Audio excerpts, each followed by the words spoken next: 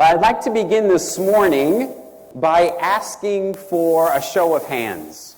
How many of you here this morning are left-handed? Okay, well that's good for me to know.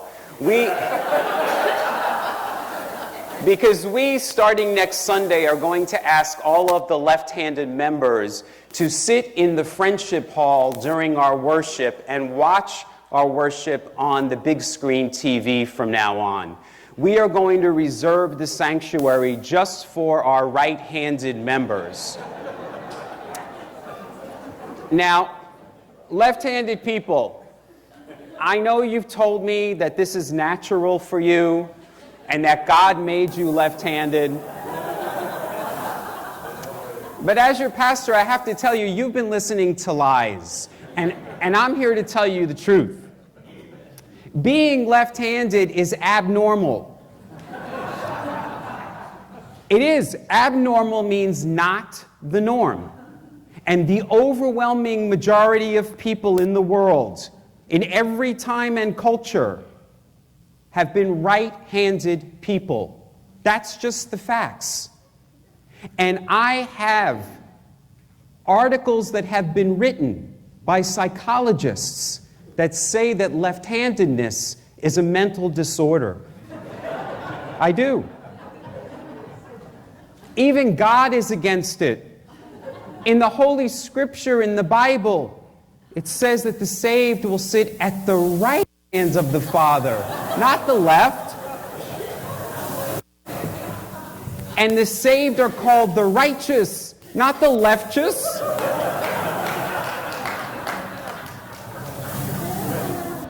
But left-handers, I have some good news for you. You can change. Left-handedness is a choice. And we are here to save you. And I promise you that when you change, you will be invited back here in the sanctuary and you can come to the table. Now we laugh because that sounds ridiculous. Absolutely ridiculous. And yet there are so many Christian churches in America today that act in the very same fashion. They say they welcome everyone, but they deny full inclusion, full participation to people whose inherent nature they believe is sinful and in need of fixing. Now, left-handers, I'm just curious. Would you actually show up next Sunday and sit in the Friendship Hall and not say or do anything? You wouldn't protest? And right-handers, would you just come in next Sunday, business as usual, sit in the sanctuary? Or would you join your left-handed brothers and sisters in solidarity? Martin Luther King, whose birthday we celebrate this holiday, this holy day weekend, lived at a time where people were separate, were segregated. And I want to remind you that Martin Luther King's time was our time. As we heard in our words of integration this morning, Martin Luther King would have been 88 years old today. We're not talking about someone from the olden days. He was from our day, from our era, a time when black people had to sit at the back of the bus, had to drink from separate water fountains, had to go to different schools. Now, why was that? Why did that exist? Well, social norms said so. And the Christian church in America said so. And you know what? They used the Bible to make their case. That's why the races were told not to mix. Social norms and the church. So Martin Luther King was called He wasn't called to be a politician. He wasn't. He was called to be a Christian minister.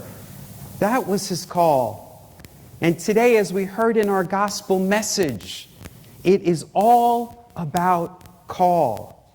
And all of us, every single person in this room, has been called. Our grandparents and great-grandparents lived in this country at a time when laws of segregation were on the books. They lived during that time. And most of our parents and great-grandparents didn't even question it. They didn't even question it. So my question for you is, if our grandparents and our great-grandparents allowed those laws to exist and didn't do anything about them, does that make our grandparents and great-grandparents evil people? No, of course not. I've shared with you before, I went on a spiritual retreat at Unity Village in Kansas City a few years ago. The Unity Church is one of the most progressive and inclusive churches in the United States. But when I toured their campus, I learned that in the 1950s, even Unity Village had a segregated pool. The founders of the Unity Church were some of the most spiritually enlightened people of their time. I can assure you they were not evil. Those laws existed because it was a societal norm. People didn't question it. It was legal. Sitting at the back of the bus was the norm. It was legal. Drinking from separate water fountains was the norm. It was legal. How did it change? Did people in America just wake up one day and say, oh yeah, you know what, we were wrong. Let's change it? Of course not. It took many years of struggle to get those laws off the books. It's a reminder for us that it takes many years of struggle to change people's minds and hearts. And it takes many years of struggle to have people awaken to the truth. It does not happen overnight. Martin Luther King was a truth teller. He felt called by God to speak the truth. And that's why he answered the call to Christian ministry. And in his book, Stride Toward Freedom, Martin Luther King said this about the calling of the civil rights movement. Dr. King wrote, "A basic philosophy guides our movement. Some refer to it as nonviolent resistance, or non-cooperation, or passive resistance. But in the early days of our movement, none of these expressions were mentioned. The phrase we most often used was Christian love. It was the Sermon on the Mount, rather than the doctrine of passive resistance, that initially inspired us to take action. It was Jesus of Nazareth that stirred us to protest with the weapon of love. Nonviolent resistance emerged as the technique of the movement, while love stood as the regulating idea. In other words, Christ furnished the spirit and the motivation, while Gandhi furnished the method. The way of Jesus, the way of Gandhi, the way of Martin, the way of love has to be the motivating factor for any protest we will participate in 2017. And most likely there will be many of them. But we have to remember that the motivating force is love. Now, I know some of you have said, I am so tired of the struggle. I am so tired of always having to be the one to take the high road. I saw a woman protesting a picture on Facebook, and she was holding a sign. She was an older woman, and she was holding a sign that said, I can't believe I still have to protest this profanity. And I know we get tired. Why do we always have to be the ones to take the high road? This past week, I was tempted to take the low road over a situation happening in Saugatuck. We must never tire of taking the high road, because if we do, we lose. We all lose. This love is not a weakness. And I hear that from people. We're weak. If we do that, we're weak. That's not our weakness. That's our strength. Before I came to church this morning, I saw another quote from Martin Luther King that I printed out. Again, he said it perfectly. The nonviolent resistor not only refuses to shoot his opponent, but he also refuses to hate him. At the center of nonviolence stands the principle of love. We must not succumb to the temptation of becoming bitter or indulging in hate campaigns. To retaliate in kind would be nothing but intensify the existence of hate in the universe. Along the way of life, someone must have sense enough and morality enough to cut off the chain of hate. This can only be done by projecting the ethic of love as the center of our lives. Today's gospel is all about calling. And our call as Christians is to speak our voice. You know, the word calling, another word for it is vocation. And it comes from a Latin root voco, which means voice. Our calling is to speak truth, to speak out against injustice and equality, but to do so with love. I think of that song we often sing at Douglas UCC that says, we are called to act with justice. We are called to love tenderly. Yes, we are to act with justice, but to love tenderly. Both. Just as Jesus did, just as Martin did. Now, both of those men made waves. They both ruffled feathers. They both got people upset, especially the religious leaders and the political leaders of their day. And that's why both men were arrested and jailed and ultimately silenced.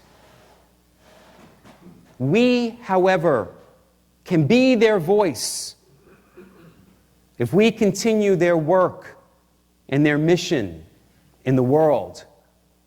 That's what we are being called to do, to carry on their spirit and their voice. That's our calling.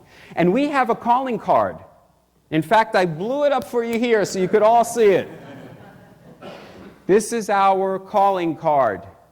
This is the agenda of the United Church of Christ. It is not the Christian agenda.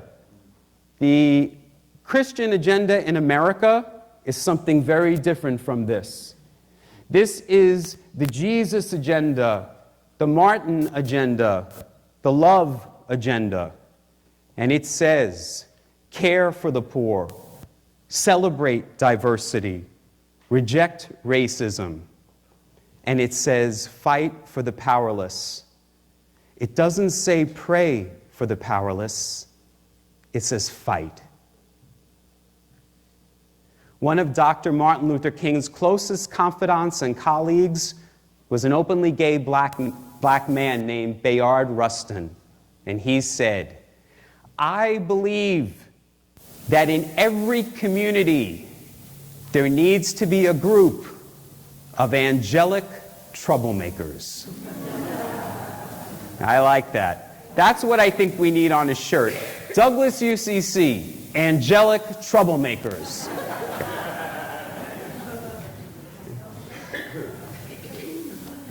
This way of love, this way of loving tenderly and acting with justice is not passive.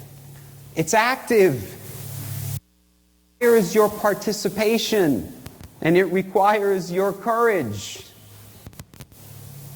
Your great-grandchildren are going to ask you about this time in history in America. And they're going to ask, what did you do when that was happening? And you can tell them that you participated, or you can tell them, like many of our great-grandparents, that you just sat on the sidelines and allowed things to be. Dr. Martin Luther King had a dream. That meant he had a vision for what the world could be. And he called it building the beloved community. I love that. Building the beloved community. I think it's the same vision and dream that Jesus had when he asked us to build the kingdom of heaven on earth. It's the same thing. Now, for Dr. King, the beloved community wasn't some lofty ideal for the people of the 30th century. He actually believed that it was and is a realistic goal for us in our lifetime. And Dr. King said this about building the beloved community. Our goal is to create the beloved community, for love builds up and unites. Hate tears down and destroys. The aftermath of fight fire with fire method is bitterness and chaos. But the aftermath of the love method is the creation of the beloved community. Darkness cannot drive out darkness. Only light can do that. And hate cannot drive out hate. Only love can do that. And it is this love that will bring about miracles. This love will bring about miracles. I believe that. I do. I believe there is this tremendous paradigm shift happening in our country and in our world right now. The time is now, and we are the ones that we've been waiting for. Mahatma Gandhi, a resistor, but who resisted with great love and peace, urged us to be the change that we wish to see in the world. And this past week, in his farewell address, our president said, "I am asking you to believe not in my ability to bring about change, but in yours. I'm asking you to believe in your ability to bring about change." Do you believe that? I do. I believe in us. I know that together in 2017, this group of angelic troublemakers will do amazing things. We will work miracles. We will affect change in our nation and in our world. And they will know us, not by our mean tweets, not by our sarcastic comments on Facebook. They will know us by our love. Namaste.